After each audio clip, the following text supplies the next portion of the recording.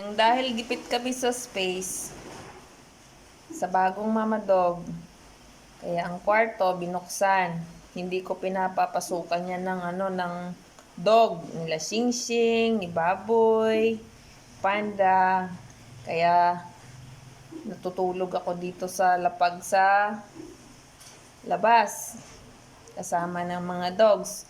Pero dahil gipit, binuksan ko para sa kanya. Kasi alangan naman ito lang yung kanyang magiging pwesto at sa labas. Pag may kulog, kagaya ngayon wala namang kulog, basta malakas lang ang ulan. Hindi na niya alam kung saan siya magpunta. Bigla siya sumulpot sa may bandang CR. Buti tulog ang maldita. So, binuhat ko siya at nilabas dahil yung steel matting na DIY pintuan namin, binuksan lang niya. Tinulak lang niya. Tapos yung isang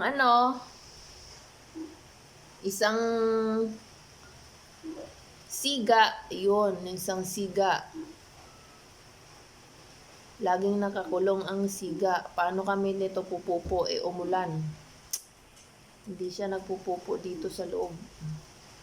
Kailangan siyang ilabas, pupunta sa may mga damuhan. Diyos ko.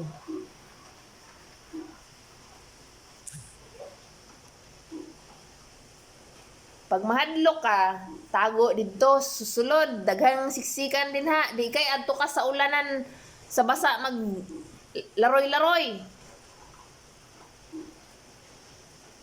Nya kay among kwarto na yung bodega daghang gamit. So ang lamo kani gapiesta sa mga sabit-sabit na damit. Stilan. Baka gusto niyang bumili ng hukay.